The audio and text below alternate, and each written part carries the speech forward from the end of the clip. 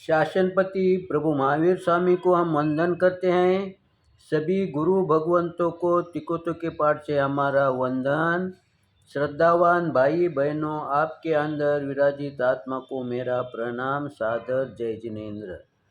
ये अंतगढ़ सूत्र पर मेरा 37वां वीडियो है। पिछले वीडियो में हमने ये चिंतन किया था कि सुलसा को ये पता हो गया था कि मेरे को मृत पुत्र होंगे, लेकिन हमने अनुमान से ये सिद्ध किया कि उसने भी अपने पति को ये बात शादी के पहले बोली होंगी। अनुमान से हमने सिद्ध किया। तो इसका लाभ सुलसा को क्या हो गया?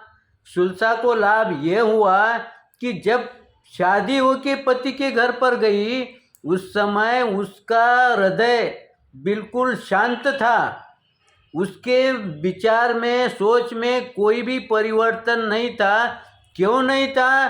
क्योंकि उसने अपने पति को पूरी बात विस्तार से पहले समझा दी होंगी और पति ने भी उस बात को मान लिया। अब दोनों ने भी एक दूसरे को समझ लिया है कि अब अपने को मृत पुत्र होने वाले हैं। अब इसमें से हमें मार्ग क्या निकालने का है? जब दोनों ने बैठ के चिंतन मनन करने के पश्चात उन्होंने अपने एक हरिणगमिषी देव पर अपना ध्यान केंद्रित किया होगा। क्यों केंद्रित किया है? क्योंकि हरिणगमिषी देव का काम ही यही है। इसलिए उसका उन्होंने उनको सोचा कि अपना ये जो काम है ये हरिणगमिषी देव के माध्यम से सफल होगा। इसलिए उन्होंने अब हरिणगमिषी देव की पूजा करना शुरू किया। दूसरी बात, सुलसा को ये पता है एक बार मृत्यु होने के पश्चात या मृतक जीव बालक जन्म लेने के पश्चात वो जीव जिंदा नहीं होता है। फिर हरिणगमिषी की पूजा करने का वो क्या उद्देश्य? कोई भी काल में कोई भी देव ये समर्थ नहीं है कि मरे हुए को जिंदा करे। ये बात क्या सुलसा को पता नहीं थी क्या? वो इतनी अज्ञानी थी क्या? या उसके पति को भी इस बात का पता नहीं था क्या? क्या वो इस बात को जानता नहीं था क्या कि मरे हुआ कोई भी जीव वापिस जिंदा नहीं होता? फिर उन्होंने हरिणगमिषी की पूजा क्यों की? पूजा इसलिए कि हरिणगमिषी देव को उन्होंने पूजा की, प्रसन्न किया और प्रसन्न करने के पश्चात वो हरिणगमिषी देव उनके सेवा में उपस्थित हुआ। अब जब बुलाएंगे किसी को भी तो उसको आना जरूरी भी है। जैसे हम भी रास्ते से जा रहे हैं, किसी भाई ने अगर आवाज़ दिया तो हमारा पहला कर्तव्य बनता है कि हम वो क्यों बुलाता है उसके पास जाए। काम हो न हो बात अगली है। वैसा ही जब इन्होंने हरिणगमिषी देव की पूजा की तब हरिणगमिषी देव उनके सामने उपस्थित हुआ। तब हरिणगमिषी देव को इन्होंने क्या कहा कि भैया हमारे को ये मृत पुत्र जन्म होने वाले है।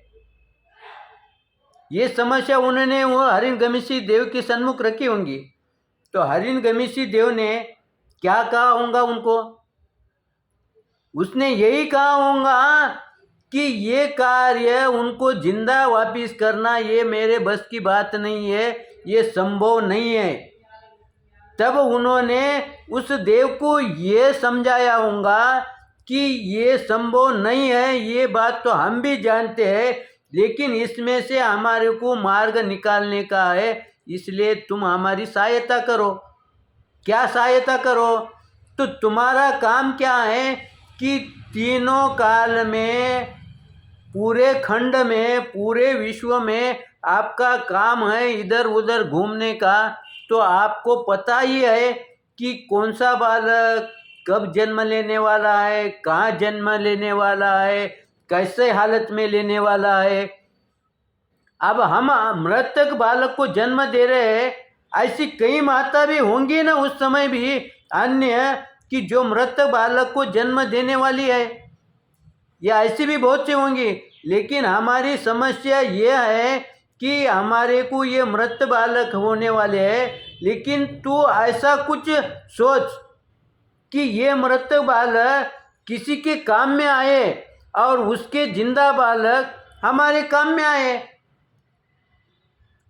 तो इसमें से हरिणगमीसी ने भी अपने ज्ञान का उपयोग किया होगा, उसने भी सोचा होगा कि ये सुलसा जो बात समझा रही है इस बात में कुछ तथ्य है, क्यों ना मैं इस बहन की सहायता करूं। अगर किसी बहन के पास अगर कोई समस्या होंगी, कोई दुविधा होंगी, जन्म के साथ बालक को संभालने की बोलो या उनका जीवन यापन करने की उदार निर्वाह की कोई समस्या होंगी, तो उस बालक को मैं इसके पास लाऊं।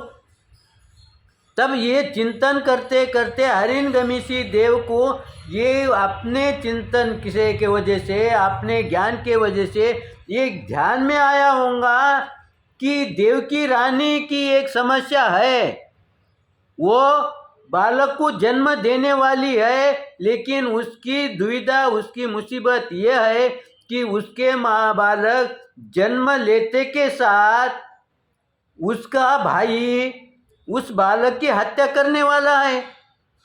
ये बात उसको अपने ज्ञान के जरिए पता हो गई होंगी या ऐसा ही मालूम हुआ होगा, तो उसने ये चिंतन किया होगा क्यों न मैं देवकी के बालक अगर जिंदा है, नहीं तो भी अगर मैंने नहीं लाया तो वो मरने वाले हैं।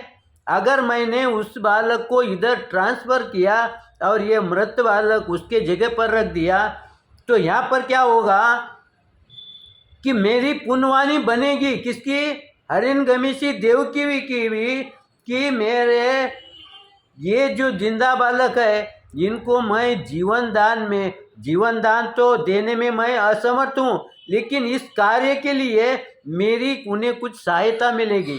इसलिए ऐसा सोचकर उन्होंने ये सोचा होगा कि मैं देवकी के बालक को अगर इनके यहाँ लाए और ये बालक वहाँ रख दिए, तो इससे क्या होगा, वो जो कंस है, जो देवकी का भाई है, उसकी जो प्रतिज्ञा है कि मैं तेरे बालक को जन्म के साथ मैं उनको मृत्यु के घाट पर उतार दूंगा, तो उसकी भी इच्छा, उसकी भी जो प्रतिज्ञा है वो भी पूर्ण होगी।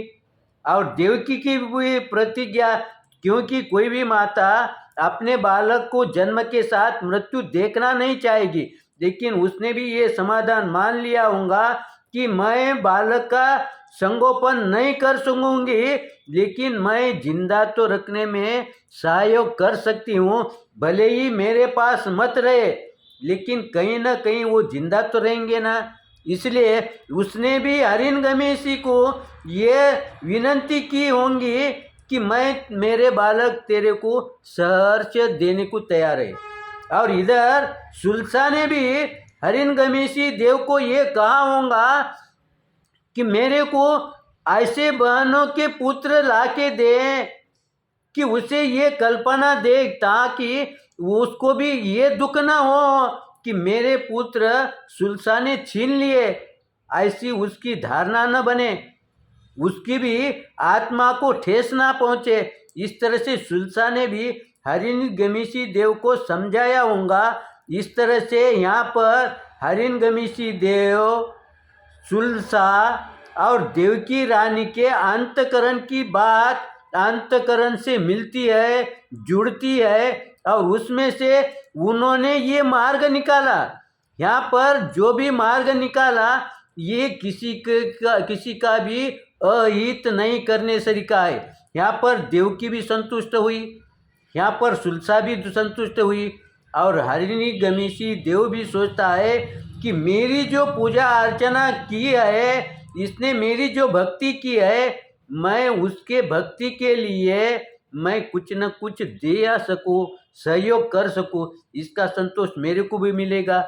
इस तरह से हरिणगमीसी देव को भी अपने कार्य पर थोड़ा सा क्यों होता नहीं, शांति तो मिलेगी ना, प्रसन्नता तो मिलेगी ना।